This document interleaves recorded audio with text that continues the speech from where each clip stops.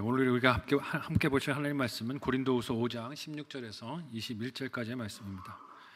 신약성경 290페이지 전으로 있습니다. 고린도후서 5장 16절에서 21절까지의 말씀을 저와 여러분이 한 목소리로 합독하시겠습니다.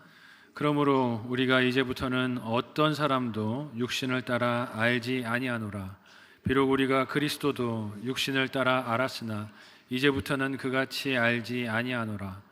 그런즉 누구든지 그리스도 안에 있으면 새로운 피조물이라.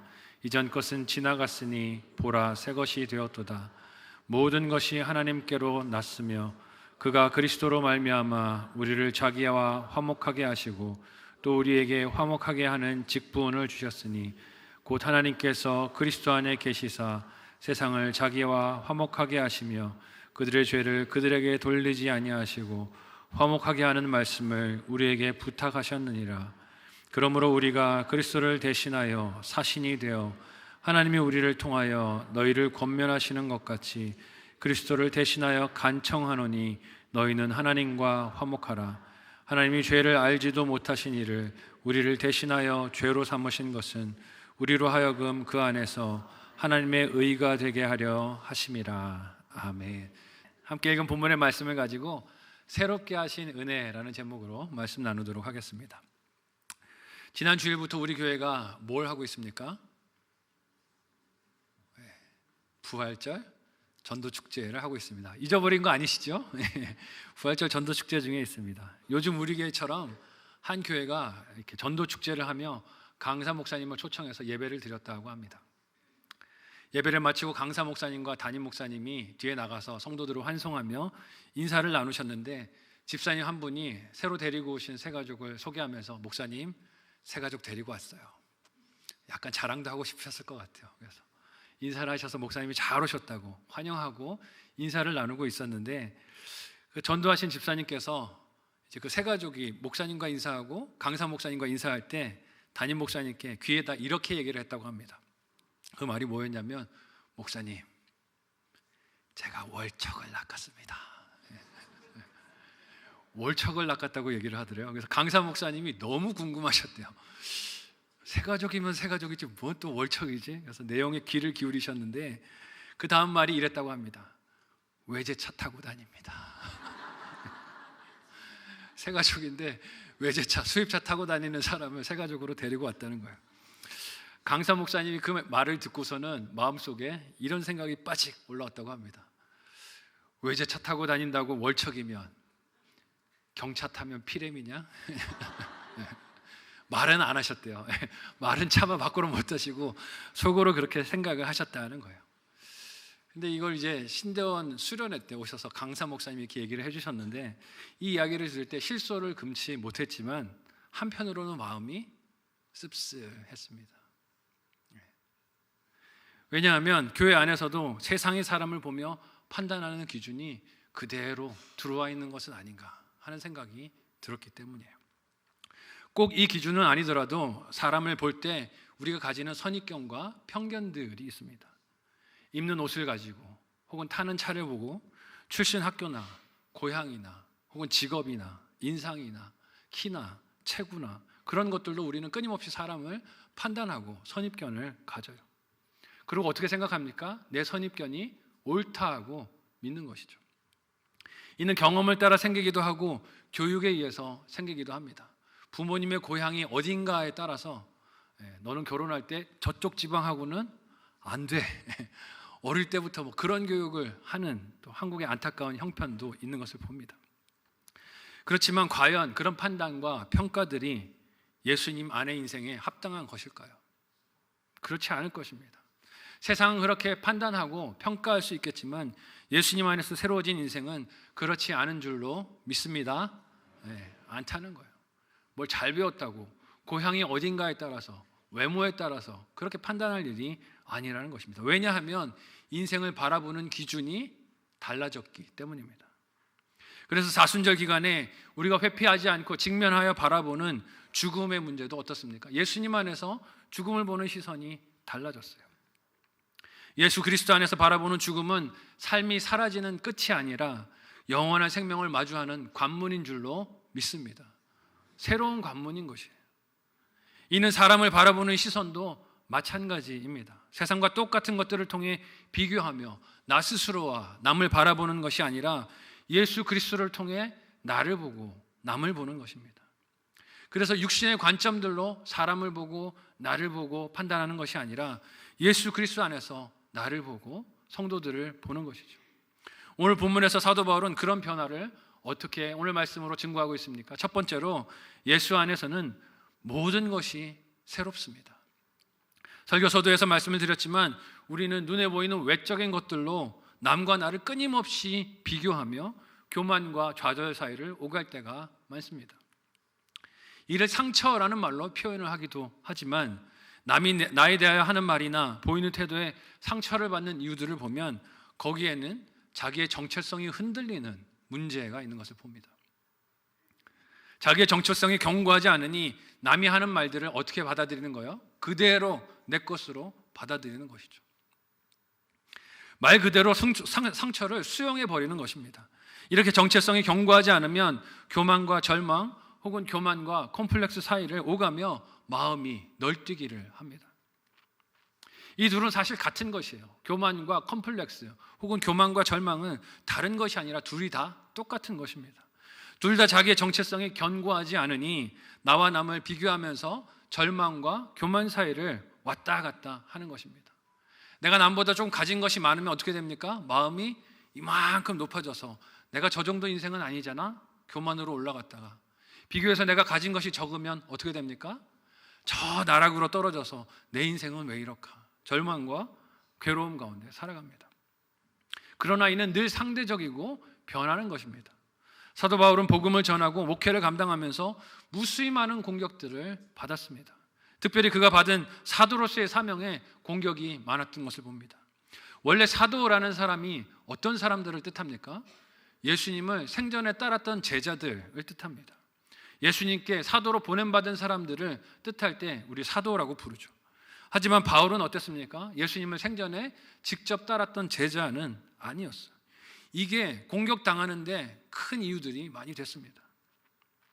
또한 사도 바울은 예수님의 몸된 교회를 핍박하기도 했던 과거의 핍박자이기도 했습니다. 그래서 제자들에게 이 사도 바울은 두려움이자 기피의 대상이기도 했습니다. 사도행전 9장 26절의 말씀을 우리 같이 한 목소리로 읽어보겠습니다.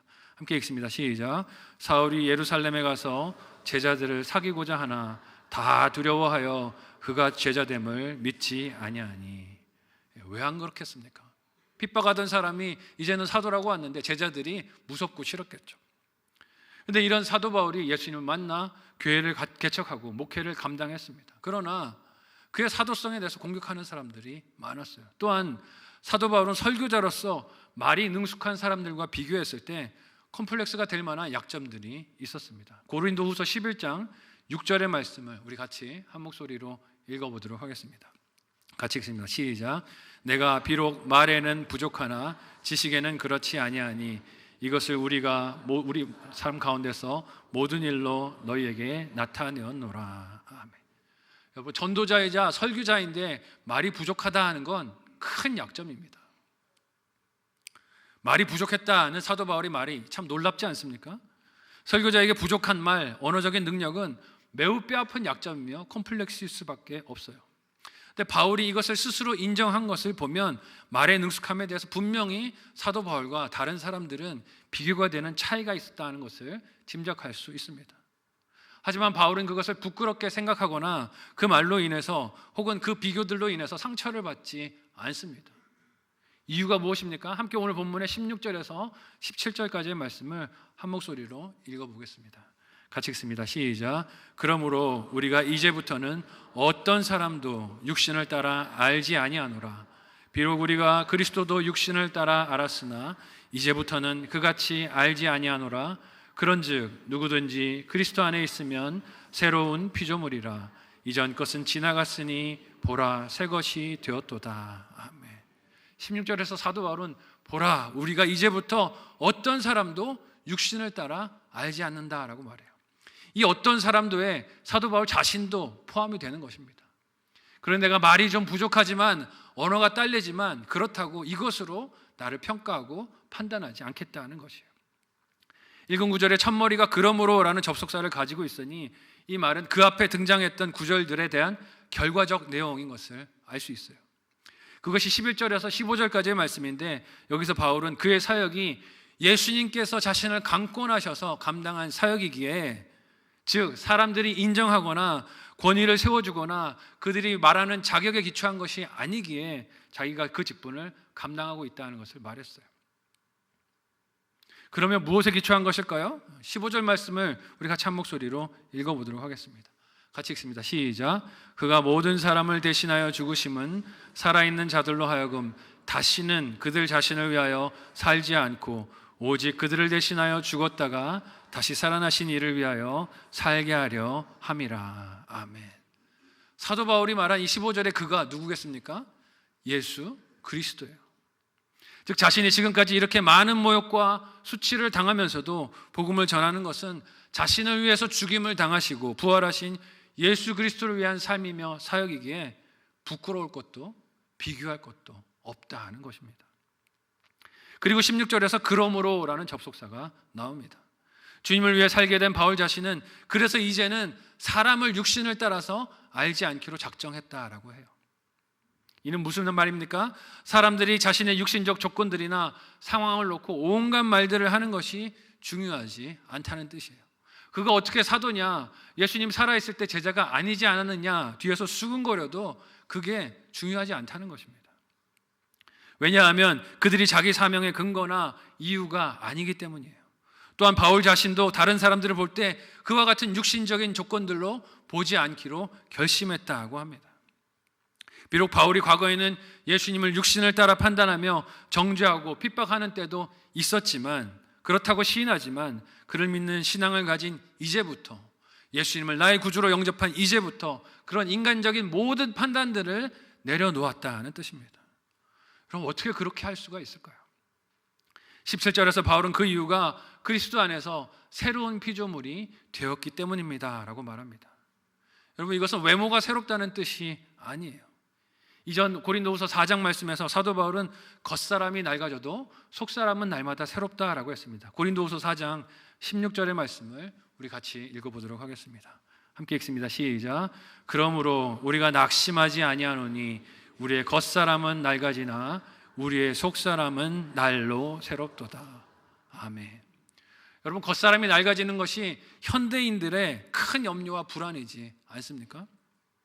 그 겉모습이 낡아 보이지 않기 위해서 시간을 들이고 돈을 들이고 방법을 무슨 수를 써서라도 낡아지지 않으려고 발버둥을 치는 시대를 살아가고 있습니다.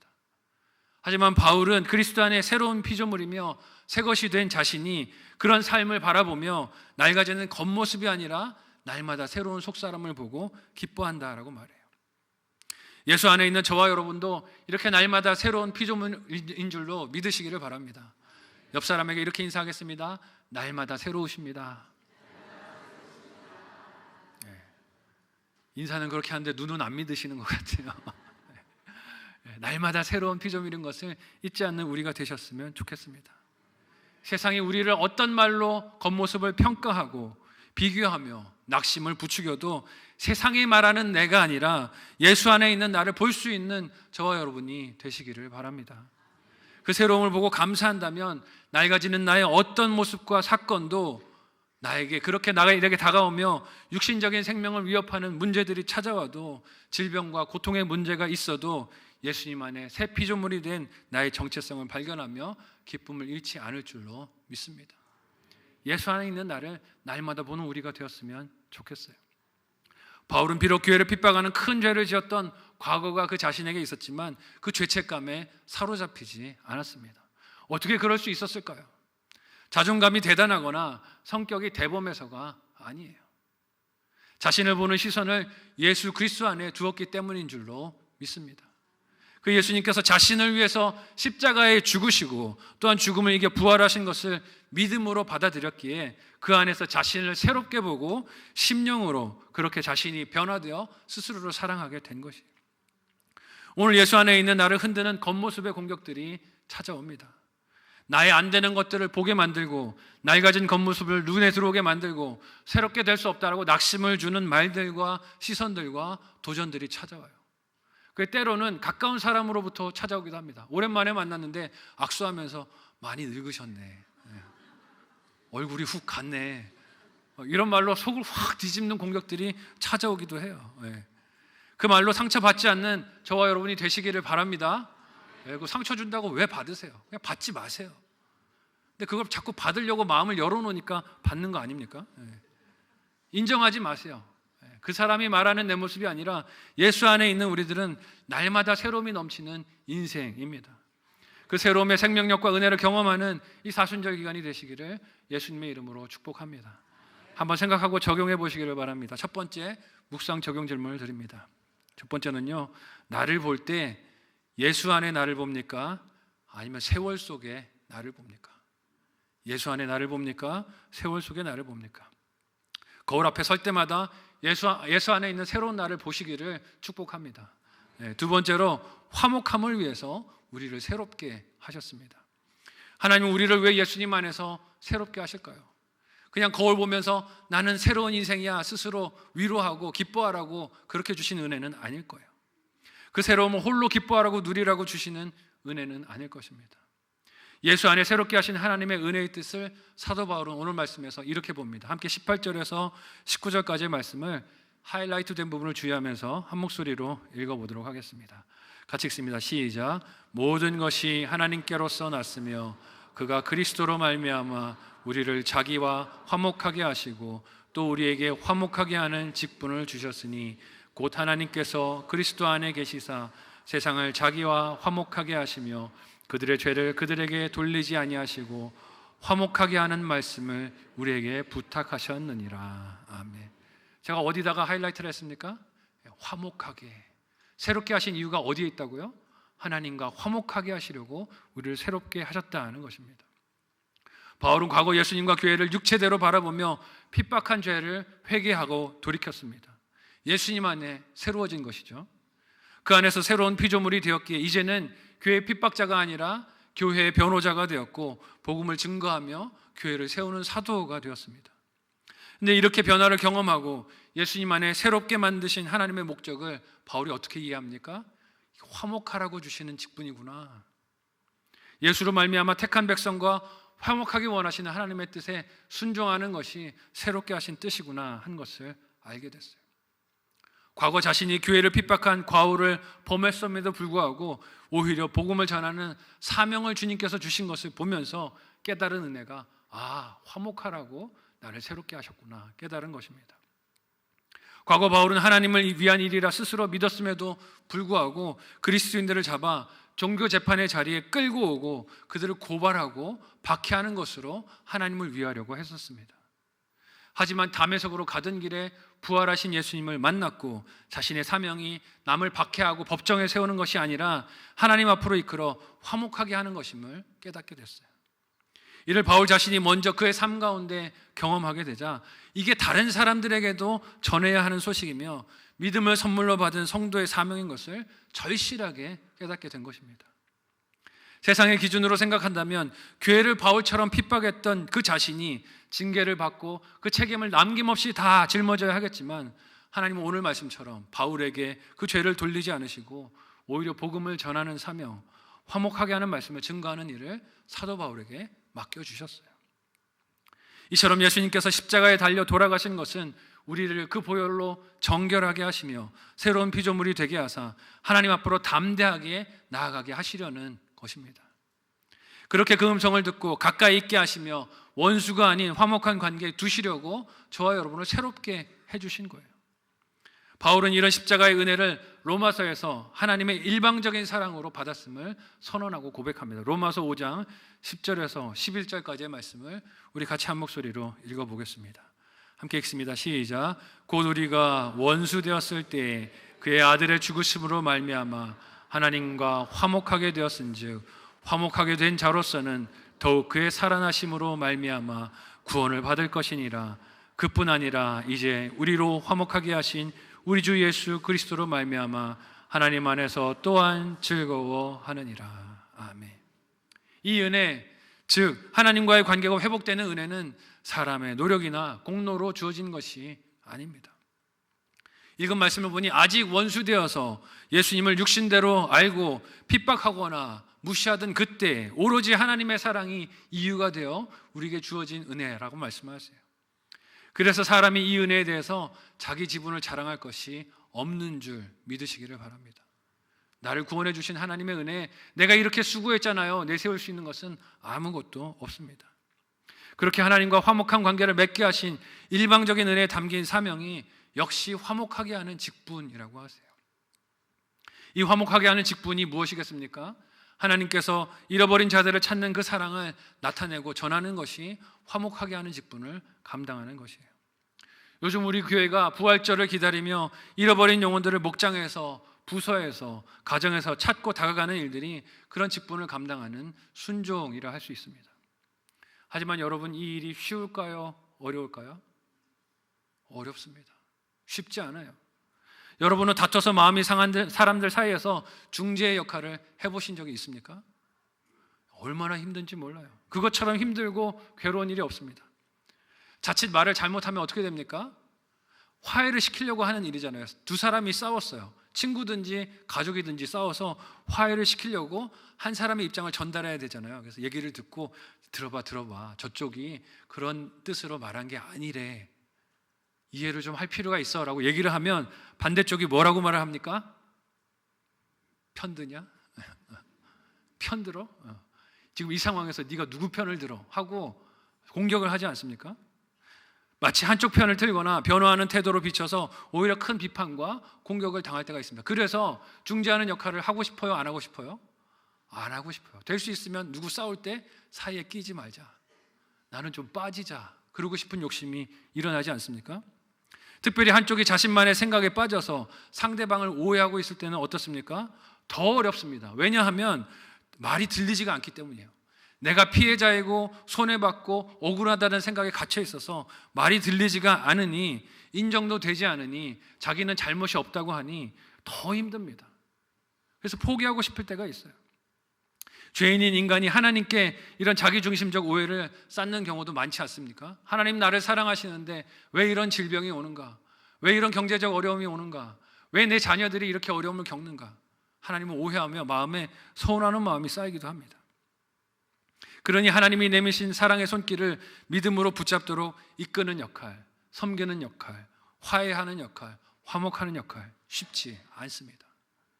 바울은 이 어려운 일을 맡은 성도들에게 무엇을 오늘 본문에서 당부합니까? 함께 20절에서 마지막 21절까지의 말씀을 한 목소리로 읽어보도록 하겠습니다. 같이 읽습니다. 시작. 그러므로 우리가 그리스도를 대신하여 사신이 되어 하나님이 우리를 통하여 너희를 권면하시는 것 같이 그리스도를 대신하여 간청하노니 너희는 하나님과 화목하라. 하나님이 죄를 알지도 못하신 이를 우리를 대신하여 죄로 삼으신 것은 우리로 하여금 그 안에서 하나님의 의가 되게 하려 하심이라. 아멘. 비록 화목하게 하는 역할이 어려운 것이지만 바울은 이것이 예수 그리스도를 대신하여 사신이 된 영광인 것을 강조합니다. 이 일을 하라고 우리를 새롭게 하셨으니 이 직분을 감당하자라고 권면하는 거예요. 여러분, 사신이 무엇입니까? 중요한 외교적인 정황에서 한 나라의 대표가 되어 파송받은 나라에 그 뜻을 전달하는 사람을 사신이라고 합니다. 특별히 나라가 긴박할 때, 중요한 시기에 있을 때, 혹은 위기에 있을 때 사신의 역할이 얼마나 중요합니까? 그 사람의 한마디 말에 따라 전쟁이 날 수도 있고 평화가 있을 수도 있습니다. 그 사람 말의 한마디에 따라 혼란했던 정국이 안정이 될 수도 있고 안정된 정국이 혼란해질 수도 있어요. 그 말과 역할에 따라 나라의 운명이 갈릴 수도 있는 것입니다. 바울은 자신과 복음을 전하는 사도들이 그리스도를 대신하여 간곡히 전하는 소식이 하나님과의 화목을 요구하는 초청이라고 합니다. 이는 사람이 자기 힘으로 그렇게 하라는 뜻이 아니라 하나님이 값을 다 치르셔서 준비해 놓으셨으니, 희생으로 그렇게 손을 내미셨으니 믿음으로 받아들이라 하는 뜻입니다. 그 값을 치른 일이 어떻게 시행되었는지가 21절의 말씀이에요. 하나님이 죄를 알지도 못하신 예수님을 죄로 삼으셔서 인간을 대신하여 그 형벌을 다 받게 하셨다는 것입니다. 이는 예수님께서 인간이 지은 죄의 결과와 이로 인해서 받아야 할 하나님의 진노와 형벌을 다 받으셨다는 뜻이에요. 갈라디아서 3장 13절의 말씀을 우리 같이 한 목소리로 읽어보도록 하겠습니다. 같이 읽습니다. 시작. 그리스도께서 우리를 위하여 저주를 받은 바 되사 율법의 저주에서 우리를 속량하셨으니 기록된 바 나무에 달린 자마다 저주 아래 있는 자라 하였느니라. 아멘. 바울이 예수님을 육체대로 알았을 때에는 이 말씀이 기록된 구약의 신명기 말씀을 근거로 하나님께 저주를 받아 예수님이 죽은 것이다 생각을 했습니다. 십자가에 달려 돌아가셨잖아요. 하나님의 저주를 받아 죄값을 치른 것이다 라고 여겼어요. 하지만 다메섹으로 가던 길에 부활하신 예수님을 만나고 무엇을 알게 됐습니까? 성령으로 예수님을 알게 되면서 그 나무에 달려 죽으신 것이 내가 죽어야 될 자리에 주님이 죽으셨구나 하는 것을 깨닫게 된 거예요. 자신을 새롭게 하시며 하나님과 화목하게 하시는 분이 그 예수님이 되신 것을 깨달은 것입니다. 그래서 그 은혜에 감격하고 다른 사람들도 그 하나님과 화목하게 하는 일을 감당해 온 것이에요. 바울은 그 일에 자신을 배척하거나 마음을 아프게 했던 사람들도 제외하지 않았습니다. 고린도 후서 말씀이 어떤 배경에서 기록되고 있습니까? 고린도 교회 사람들이 사도 바울의 사도권을 거부하고 부정하기 때문에 이 편지를 쓰게 됐어요. 자신을 육체대로 알며 배척하고 불신했던 고린도 교회 성도들에게 가슴 아픈 마음으로 우리가 화목을 이루자고 이 편지를 쓰고 있는 것이에요. 여러분, 이런 넓은 마음과 사랑이 어디서 비롯될 수 있었겠습니까? 사도 바울 자신을 품어주신 예수 그리스도의 사랑에서 비롯된 줄로 믿습니다. 우리도 이 화목해 하는 역할을 감당하도록 예수 안에서 새롭게 함을 받았다는 것을 잊지 않으셨으면 좋겠어요. 그래서 이 전도 축제 기간은 받은 사명을 감당할 수 있는 좋은 기회입니다.